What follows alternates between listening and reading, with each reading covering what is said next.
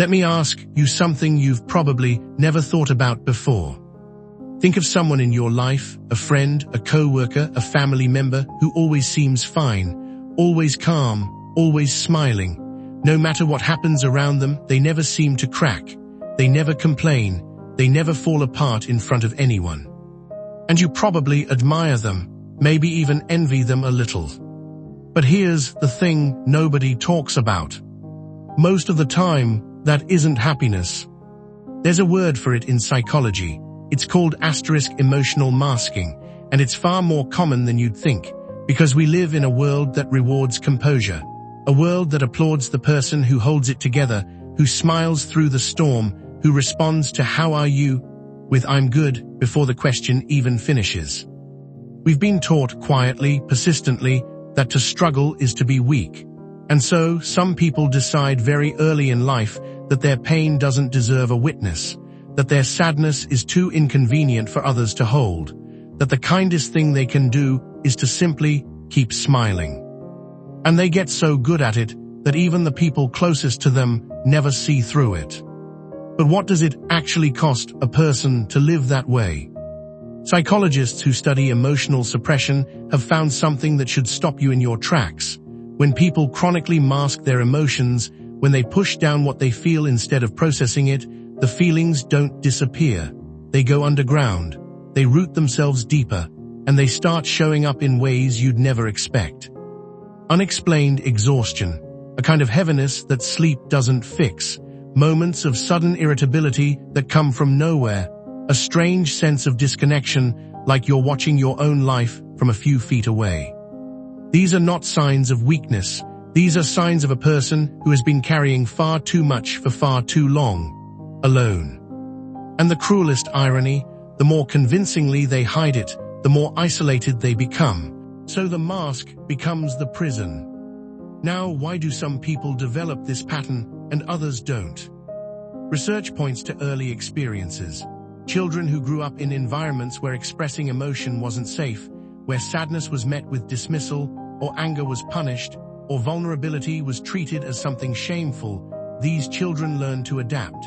They learn that the world is safer when you present a controlled version of yourself, that being predictable and pleasant keeps the peace. And so they become the ones who are always okay. The reliable ones, the strong ones, the ones others lean on. But there's a painful paradox buried in that identity, because the more capable you appear, the less permission you feel to ever fall apart. People stop asking if you're okay because you're always okay, and eventually you stop asking yourself. You forget, somewhere along the way, what it even feels like to be honest about how you're doing. Here's something that might surprise you. The people who seem the happiest in public are often the ones sitting alone at 2 a.m. with thoughts they've never said out loud. Not because they're broken, not because something is wrong with them, but because they were never given a safe enough space to be anything other than fine. And there's a kind of grief in that.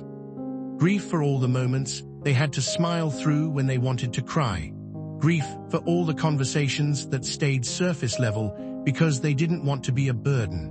Grief for the version of themselves they had to tuck away to make others comfortable. It's a quiet grief, the kind that doesn't announce itself, the kind that hides behind a very convincing smile. But here's what I want you to understand. This isn't weakness. This is an adaptation, a deeply human one. When people don't feel safe enough to be vulnerable, they protect themselves the only way they know how. The problem isn't that they're hiding. The problem is that they've never been shown that they don't have to. And this is where you come in. Not as a therapist, not as someone who needs to fix them, but as someone who sees them, really sees them. Because sometimes the most powerful thing you can do for someone who always seems fine is to ask, not "How are you?" but "How are you really?" and then wait. Actually wait. Don't rush to fill the silence. Let them feel that you have the time, the patience, and the capacity to hold whatever they say.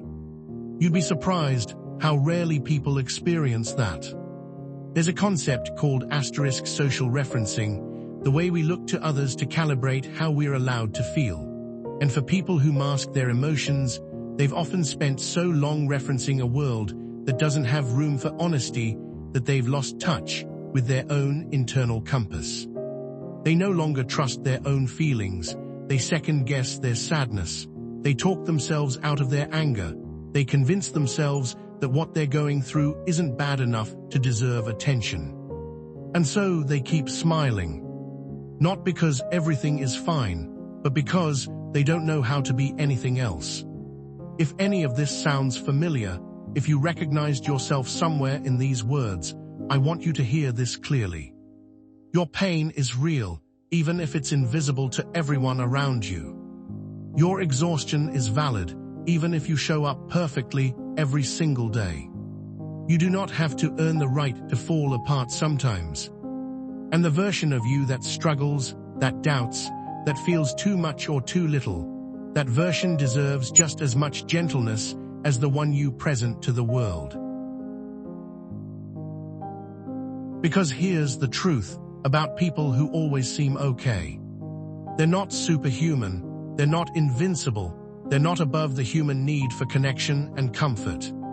They're just very, very practiced at pretending. And maybe, just maybe, the most radical act of courage isn't climbing mountains or chasing ambitions. Maybe it's letting someone see you on a Tuesday afternoon when you're not okay. Maybe it's saying, I'm struggling, to someone who thinks you never do. Maybe it's taking off the mask, not for everyone, just for one person, just once. Because the thing about hiding who you really are is this: you can keep the world from seeing your pain, but you can't keep yourself from feeling it. And the longer you pretend, the further you get from the person you actually are. So if there's someone in your life who always seems fine, check on them. And if that person is you, let someone in. Because you've been the strong one for long enough.